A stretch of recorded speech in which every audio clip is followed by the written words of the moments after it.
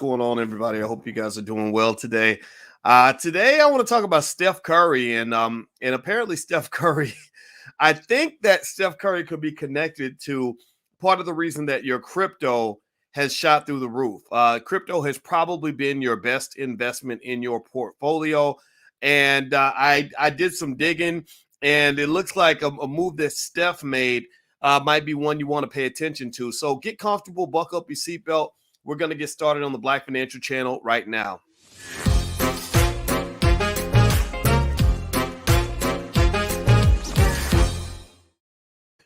Hey, what's going on, guys? Welcome to the Black Financial Channel. That's theblackfinancialchannel.com. My name is Dr. Boyce Watkins. I am your friendly neighborhood finance professor.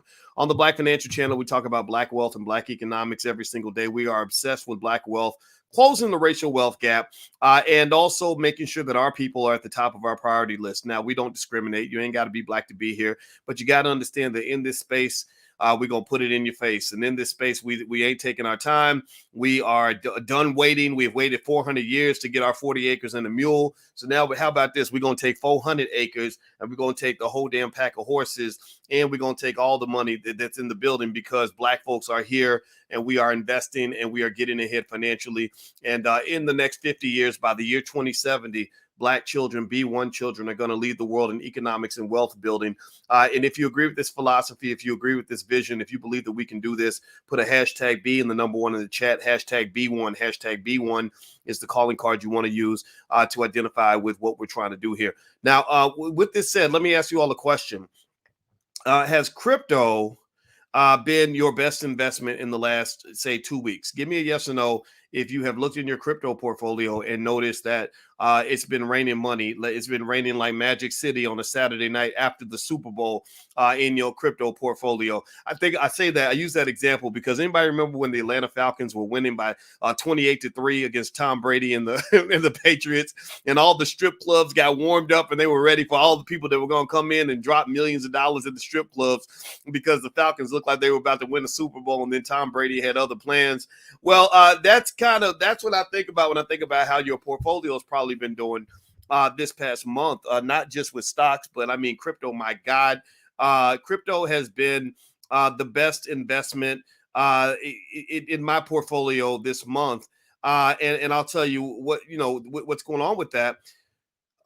It's really, I'm gonna say, just to give you the short story, the short part of that story, I believe a lot of it links to NFTs. I think right now, NFTs, non-fungible tokens. Shout out to Jay Ortiz out of Philadelphia, who has the first ever Black-owned NFT art gallery in Philadelphia. Jay Ortiz, who's a young rapper, a young brother that's come on this channel before, who's a real smart brother in Philadelphia. He has the first NFT art gallery, which is huge. It's going to be a big deal. One day, Jay's going to be a millionaire, maybe a billionaire. And so NFTs are kind of the thing right now. And I was thinking about this guy named Steph Curry, and as I was doing my research to try to figure out what was driving these price movements. Now, right now, the market's kind of crazy. It's very easy to make money. It won't be like this forever. This is one of the best periods in history to be an investor. I feel sorry for you if you haven't been listening when we've been screaming this from the rooftops for about the last 5 years. This is one of the best periods in history to invest. If you are broke, if you stay in broke, then I'm sorry. There's probably a reason. Part of the reason might be that you were doing the milk crate challenge when the rest of us are doing the Black Wealth Challenge. Okay, the Black Wealth Challenge is better than the milk crate challenge any day of the week. And so ultimately, basically, those of you that were doing the Black Wealth Challenge and putting your money in the stock market and things like that are actually doing much, much better than almost anybody else because the market has made it easy to make money. And so Steph Curry got my attention because Steph just bought an NFT for about $180,000. NFTs, for the most part, the simple explanation, the non-scientific explanation is that NFTs represent digital ownership through cryptography, almost like a form of trademarking an asset, trademarking a digital asset. What's really happening right now is you're seeing a huge transformation in the world in terms of how assets are evaluated. And let me tell you what it is. Basically, you've got this thing called the metaverse. Has anybody ever heard of the term metaverse? Give me a yes in the chat or a no in the chat if you've heard of the term metaverse. And my wife loves your content, brother.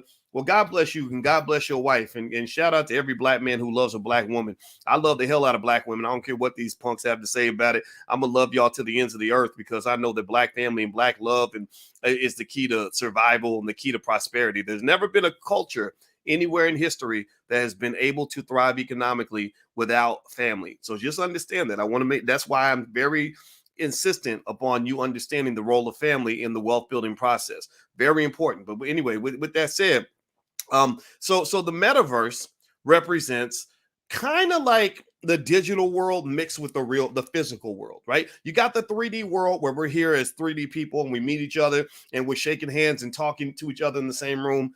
Then you kind of got this massive, much bigger universe that is digital, which is expansive because it's like a when I think about the metaverse, I'm thinking about like the depths of your imagination, right? Like the world is as big as your brain, as big as your imagination can go. You know, like you can go on a video game. Like I love I play video games for fun with my boys, and we're all in our 40s and stuff. Well, I'm not in my, I guess I'm 50 now. Shit, I just forgot about that.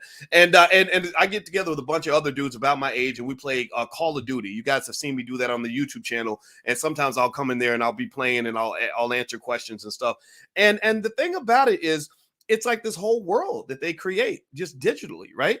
And the thing is, what's happening, I'm guessing, I'm perceiving here, is that people are starting to value assets in the digital world just like they value assets in the physical world.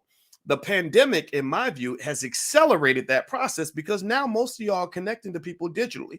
For most of you, most of your friends are people that you do not see every day. You haven't hugged them in 5 years. You haven't had a face-to-face conversation with some of them since 2012, right? But you talk to them every day on Facebook and they become very real. You get on Twitter, you get into Twitter fights back and forth with people that you'll never meet in public. People get real gangster on Twitter. You know, you got the keyboard gangsters. Well, I'm going to pop a cap in your butt, right? You didn't pop a cap. You just hit the keyboard. That's it. But you think that's popping a cap because you're living in the metaverse, which is fine, right? So what's happening is that the same way you value physical real estate, people are now valuing digital real estate. When I go and I mess around, and I started playing Call of Duty so I could connect with my sons, which I just like it on my own. It's that much fun. When I get on that game, they're making more money in that video game than most people are making in the real world, right? And this is not just in the video game. This is in all aspects of the digital space, of the metaverse, right? So the metaverse is much, much, much, much bigger than the universe, right? And so NFTs are basically allowing people to claim property in the metaverse. They are paying. There's something called CryptoPunks, where the average piece of digital art. I'm actually share my screen. Hit the thumbs up button while I do that, actually. And I'm gonna talk about Steph Curry in terms of where he stands in this in 1 second. But Steph Curry bought some of this art, and there's something called CryptoPunks, which is the funniest crap in the world. It's like stupid, honestly.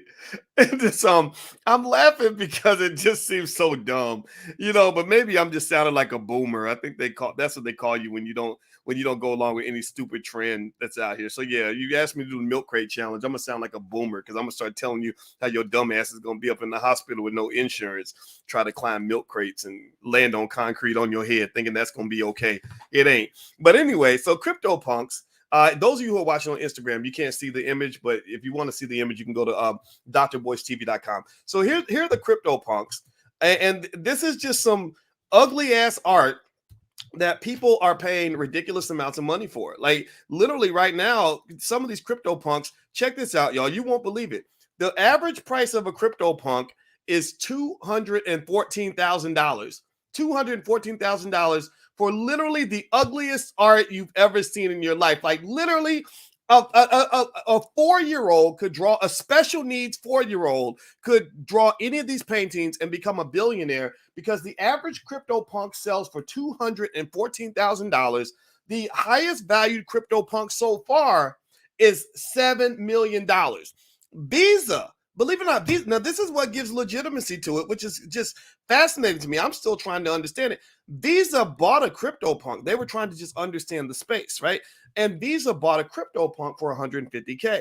And what that did was, in my view, that adds legitimacy to the whole NFT movement. Now, again, this is not me saying NFTs themselves are garbage. I can understand why Jay-Z and Damon Dash were fighting over the ownership of some of Jay-Z's music. I think it's reasonable doubt. And I think Dame filed for an NFT and then Jay sued him and all this other stuff. I get that, right? That makes sense. Like reasonable doubt, good album. I kind of get why you'd want to have ownership of it. But CryptoPunk, I don't understand it, right? So, but sometimes the way to understand things is to try not to understand it too much, right? One of the things that you have to do, and maybe this is something I had to practice a lot when I was actually getting my PhD, was they taught us how to stop thinking that you need to understand everything for it to actually make sense. Like to take the time to put yourself into the shoes of the people that are participating in that process to understand why they can do what they're doing and still be rational people. I wish the rest of the country understood how to do this, because then that would allow Democrats to understand Republicans and Republicans to understand Democrats, instead of everybody calling everybody stupid, right? Because you don't believe what I believe and you don't see the world the way I see it, then you stupid, you an idiot, you an anti, but shut up, idiot. You take the time to empathize and try to understand other points of view.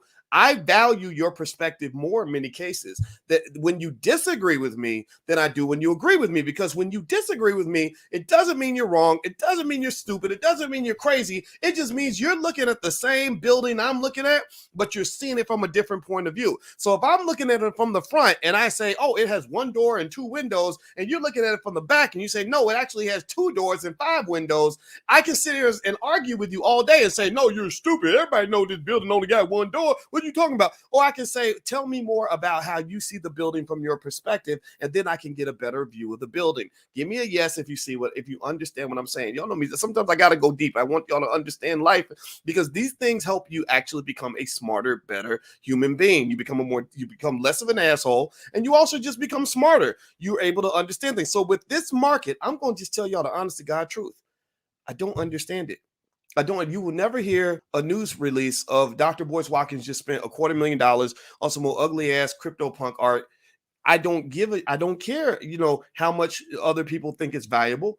It looks stupid to me. It's worse than the South Park cartoon, right? But I want to understand the market, because that can allow you to still dabble in that space and benefit from it economically. How can you benefit from the NFT market without actually being crazy enough to spend $250,000 on an ugly little piece of art? I mean, my God, these CryptoPunk people, now they're able to print money. Like, I can sit up every day and literally keep making these ugly, stupid little digital pictures and say, oh, that's another $250,000. I made 8 pictures today. Each one of them's $250,000. That's $2 million I made today creating some ugly ass art.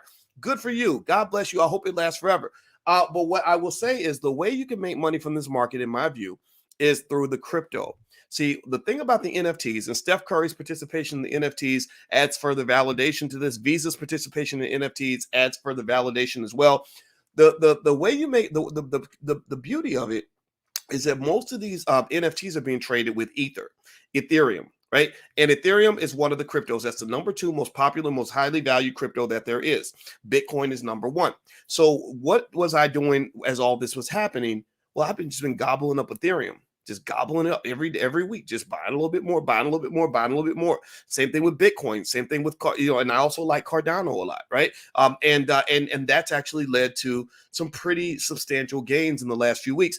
And the thing is that this market, the whole crypto space, has enough people, I believe, heavily committed to this market, that this market is going to continue, that it's going to last. I don't think it's going to just disappear. I don't agree with the billionaires who say it's going to go down to zero. I do think that if you're investing in Dogecoin and Shiba Inu, then one day when people wake up and realize that those coins are completely worthless and they don't even have market effects that or networking effects that allow them to have real value, I think you could end up getting your butt kicked. So I would encourage you to be very careful with Dogecoin, and just understand Dogecoin really isn't investing. Dogecoin is gambling, right? So just as long as you know what it is. The other thing about the Ethereum market that's interesting to me, and they're actually selling Ether Rocks now. Ether Rocks, the cheapest Ether Rock is $2 million in case you want to buy one. So you can buy a digital pet rock for $2 million if you are that stupid and crazy.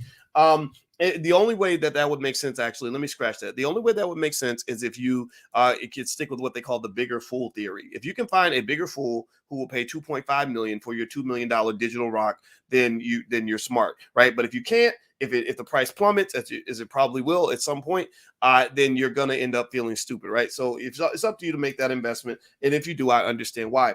But right now, I believe that you're really in the infancy of this. I really believe that. I really believe that Ethereum is going to continue to shoot up because of this, because of NFTs and because of DeFi. I think DeFi, decentralized finance, and also this NFT market are going to push it high. I don't trust in the NFT market. I don't trust it because in new markets, you have a lot of what are called market inefficiencies. You have a lot of problems where you've got these issues like what they call information asymmetry, where some players have more information than other players and they milk you. They milk the newcomers to the market, right? It's like going to a bad neighborhood and you don't know your way around, but somebody knows their way around. They're like, oh, just follow me. I can show you how to get to the bathroom, and you get to the bathroom and somebody beats you up and robs you, right? Like it's kind of like that. So really, I think with this new market, there is a lot of money laundering happening in this market.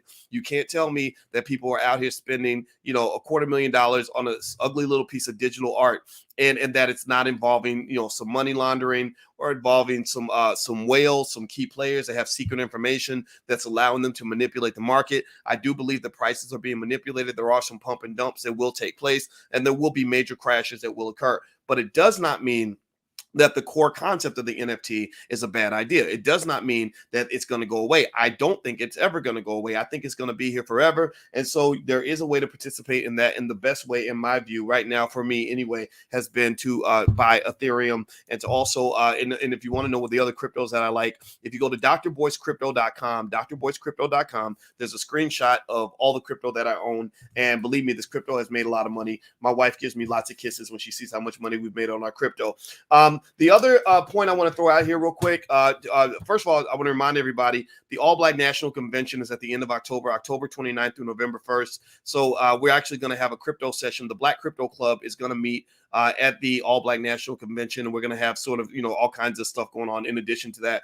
And so if you're interested in taking a look, you can go to allblacknationalconvention.com. It's going to be in Orlando, October 29th through November 1st. So if you'd like to join us, Dr. Claude Anderson will participate, Nuri Muhammad, Vicky Dillard, the list goes on and on. That new rapper who's really good, Akila Nihanda, she's participating. A lot of great people. There's a ton of people. So feel free to join us at allblacknationalconvention.com. A couple other things I want to mention to you in terms of stocks, in addition to the Steph Curry thing that was really interesting to me, is that right now you've just got a lot of momentum with the market. I saw a great guy that I like named Jeremy Siegel, who is a professor at, I think, Wharton, if I'm not mistaken. And he comes on every now and then. And I agree with his assessment. He said something that's really interesting. He said that in stock investing, you tend to go up the staircase and you go down the elevator, right? So that means that as you're going up, you're getting these little up like a staircase, but then the elevator is going to hit at some point. And Siegel believes that the big move could occur if the CPI, meaning inflation numbers, are bad. Jobs reports, he says he's not worried so much about that, but he says that if the inflation report is bad, then you could see a big decline in the market. And the thing about it is, this isn't one of those situations, in my view, where it's as simple as, okay, let's go buy the dip, because some people believe that we have pushed. If you talk to the cynics, they believe that the Fed has pushed the market. They've given away so much free money to you as an investor that they pushed the market to the point where we could have what is referred to as a regime shift. The regime shift is where you literally enter into a dark era of investing that you've never seen before in the history of this market, right? I've analyzed all the data going back over 100 years in the stock market. We used to do that when I would write my research papers when I was at Syracuse University. That's what we did. We sat with the data, gigabytes of data, and would run computer programs and everything. That's all I did every day, 10 hours a day, 7 days a week for about a decade, right? Until I decided I wanted to do something other than just teach 30 white kids in a room. I wanted to teach black people. But, so with this data, there's no, point in history where you can say that a bear market has lasted beyond a certain amount of time, or there's no point in history where it did make sense to just jump in and buy dips whenever dips occurred, right? There's no point in history where the market crashed and never recovered at all. But some people believe that the future could hold something different from what the past has held, because we're living in a moment that has never been seen in the history of this country or of this market. Right now, the Fed has been incredibly accommodating, and it's created this crazy amount of inequality where those of you who've been consistently investing have been making money very easily. those who have avoided stock investing have had a really hard time making money. And that's why learning to invest is so important for Black people. But I want to prepare you for a potential dip or a potential crash. That's also why you don't want to get emotionally attached to any particular stock. You don't want to get emotionally attached just by saying, oh, this stock has made me so much money, I'm going to keep pouring my money into that. No, don't do that, please. You got to spread your money out. You spread your risk out. You got to diversify. If you don't do that, you're asking for trouble. Clinton Portis is the guy I think about when I think about disasters that can happen like that. I told you guys about Clinton Portis. Clinton played for the Washington Redskins, had the biggest contract in the history of all NFL running backs. And I guess his investment advisor told him to put $1 million into a casino or something. The casino went belly up. The $1 million didn't disappear. It went into the pockets of the people that were asking him to invest. And that's where he got tricked, in my view. He got tricked in two ways. One, they got him to put a substantial amount of his money into one investment, which is very risky. And two, they structured the deal where it was what they call heads I win, tails you lose. Or heads we win, tails you lose. That means, look, we're investing together, but you're taking all the risk. If you're putting up all the money and all I'm doing is going in and taking some of your money as a fee for me to go and run this casino, well, I'm still going to get paid regardless. If the casino doesn't work out, if it works out, then we split the money. But if it doesn't work out, you take all the loss. And if you and that's where financial literacy is important, because you can understand what these deals end up looking like. So I just encourage you to be smart as you invest. Don't do anything crazy, because crazy stuff puts you in crazy situations. By the way, my Instagram is The Real Boyce Watkins. It's right there on the screen. Feel free to follow me at the Real Boyce Watkins. Hit the thumbs up button, share, subscribe button. One more thing I want to mention in terms of what I've seen in my research with the market right now. I was reading a little bit about this thing with Apple, which, by the way, I think Apple is a good long-term investment. Apple's just a great company that knows how to make money. And Apple has recently, and they just went through a lawsuit. Apparently, the Japanese decided that they wanted to sort of challenge Apple on what they consider anti-competitive practices. And so one thing Apple used to do was they're pretty gangster in terms of protecting their money. So they pretty much would tell all the app developers that you can't send customers to your own platform. They have to buy here, and we want 30%, which was a pretty hefty cut. A lot of their app developers are pushing back against Apple because of that. And so the Japanese Trade Commission, whatever it's called, basically pushed on Apple and said, that's not cool. So Apple is now allowing their app developers to send people back to their website, which has global implications. That's a pretty big deal. What's interesting, though, is I want to see how this plays out long term for Apple, because a lot of their economic dominance has come from the fact that they force people into proprietary situations where they don't have a lot of options. But one thing about Apple, the reason I think Apple is a good stock, it's trading about maybe 150. Some people believe it can go to 200 in the next couple years, is because the future is so big, the future is so bright, and Apple is going to be a part of that. There's so much cool technology coming on the horizon, so many different ways you're going to use your phone, so many different things that Apple Watch is going to be able to do. Apple may actually even get into self-driving cars. People have talked about that. So there's a lot of expansion that Apple can do. And so I think overall, Apple's still a great investment, because ultimately I think the best companies to invest in my view, are the ones that just know how to make money. So anyway, what is the site you said for NFTs? I think it was like CryptoPunks. And then there's another one. I forgot. Let me see. Did I write it down? I don't have it written down. I'm sorry, but CryptoPunks is the biggest one, actually. And also another thing that's giving this whole NFT market more legitimacy. And one of the reasons why I think Steph Curry might have jumped in the way he did, he spent $180K on this stupid little ugly image that he put up as his Twitter profile. So I guess that's becoming trendy. Is Square and PayPal, Walmart, Microsoft, and Amazon are all getting involved in the crypto space. All those big companies, these legitimate companies with very smart people that know how to make money, Jack Dorsey, Jeff Bezos, all these people that know how to make money are starting to jump into the crypto space. That means, in my view, that crypto is to the moon, right? Good crypto, not the crap crypto, not the crapto. I'm talking about the crypto, not the crapto. The crapto is Dogecoin. The crapto is Shiba Inu. Not, get mad at me if you want to. I don't care. I just need to be the first one to tell you, please don't go and put a ton of your money into that stuff, because you're not investing at that point. You're gambling. So if you want to gamble a little bit, gamble, but please spread your money out. Don't do anything crazy by dumping all your money into the Dogecoin thing, and that's going to get you out the hood. It ain't. It ain't. Sitting there buying Dogecoin while you're doing the milk crate challenge, that ain't gonna win. That's not a winning strategy, bro. That's not gonna get you to where you want to be. Okay. So please just hear me when I say that. I'm not trying to be mean. I know people think you're uppity when you say something that they think is too smart or whatever, but I'm sorry. It's time for Black folks to be smart and stop. It's time for us to stop listening to the idiots. Okay. So anyway, last point is yesterday, in case you didn't catch the book club meeting, Dr. Claude Anderson came in to the book club meeting. We're reading his book, Black Labor, White Wealth. We do this every Wednesday night at 8:30. And September 1st, yesterday, was his birthday.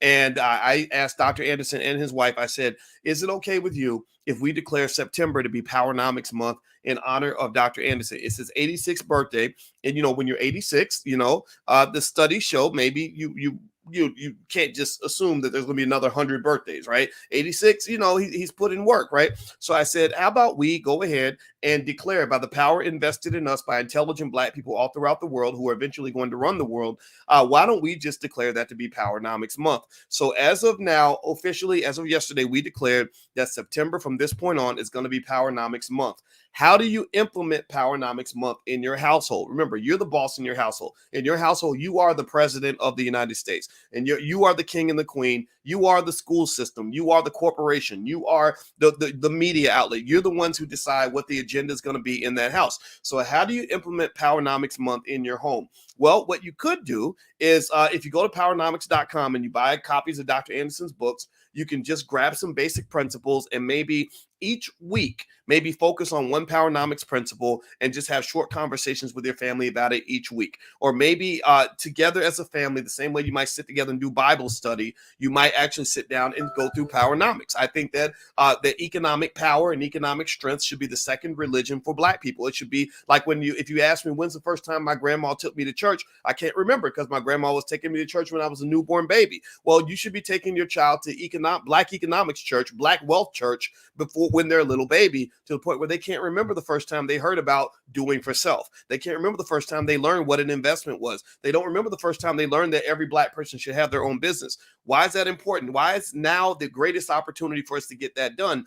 Because remember, through great distress is great opportunity. Now is the best time, because right now you're in the middle of economic apartheid, because I did a survey with you guys. Dr. Christina Parks, who I had on the other day from the University of Michigan, the cellular biology expert, she did a great interview. She came on the platform and I sent her some data. I did a survey with you guys just the other day.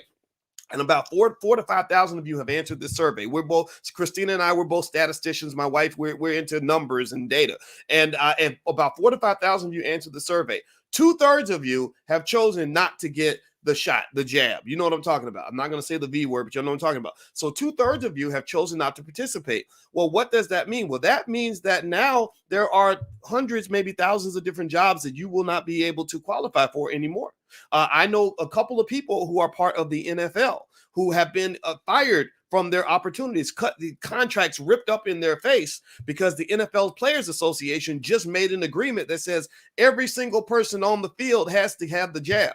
They didn't say everybody has to have a mask. They didn't say everybody had to take a test. No, they said you must have that jab. And if you don't have that jab, then you cannot come on the field, not as a player, not as a commentator, you can't even sing the national anthem without that shot. So I'm not here to tell people what to do about that shot. I specifically, for example, at the All Black National Convention, this is a big issue. We're going to discuss this with experts at the convention. I specifically said, I don't want to have panels where every single person thinks that we shouldn't do it, right? I don't want anybody who made a different choice to feel uncomfortable in any way, because 1/3 of you chose to go ahead and get the jab, and I'm not knocking you for that. But what I am saying is that as Black people, all that pressure you felt before, where you were locked out of the economic system in various ways, it's gone up a notch. And I don't think that they're going back in the other direction. I don't think they're going to reverse course. I think that every side is deeply entrenched and committed to their specific agenda, their specific objective, and ain't nobody turning back at this point, because a lot of y'all ain't turning back either. So if that's the case, if you're taking the stand, then be ready to take the stand, right? And that means embracing do for self, embracing business ownership, and embracing financial security, embracing financial literacy within your household. And it has to start at home. Okay. That's what it is. That's what I believe. That's what I'm sharing with you guys today. Thank you all for listening. And by the way, we've been stockpiling all the lectures we do in the book club. If you want to go grab all those and keep those for your family for an interpretation of Dr. Anderson's books, feel free to go to thedrboycebookclub.com. The URL's right there on the screen. All right, guys, hit the thumbs up button, hit the share button, hit the subscribe button on your way out. I'll talk to you guys soon. I'm headed down to Miami today with my woman. We're going down to the Solutionary Summit hosted by Maj Toure. Shout out to Maj Toure. And also today on Instagram, I just wanted to poke with the simps out here, and I actually put a picture up from 2 years ago. It's the 2-year anniversary of the day I got on my knee and proposed to my wife. And I had, and millions of you were really happy and excited about it, and thank you for that. But there was a little bit of the simposphere where there were men who think that they don't like that. They think that loving a black woman and getting on your knee for a black woman is like, oh, you simping, that's weak. Well, you know what? We got to educate the wimps, and so if I'm a simp, then you're a wimp, because at the end of the day, you cannot build anything without the black woman. You cannot build wealth without black family. You cannot build a community without coming together and finding a way to raise strong babies. So at the end of the day, you cannot be anti-family and still be pro-black. You can't, because there's no community on this planet in the history of this world that has ever been able to build wealth and power without family. So you got to learn to love your women, whether you like it or not. That don't mean you got to love every woman. That don't mean that, but it does mean you got to remember your mothers, your sisters, your wives, your daughters. They are just as important as you. So let's stop that nonsense and let's stand up against the BS so we can build a better community. That's what I'm all about. That's where I stand. I'm not changing that at all. So God bless everybody. Have a good day. I'll see you soon. Hit the thumbs up button on your way out. I'll talk to you later. Peace.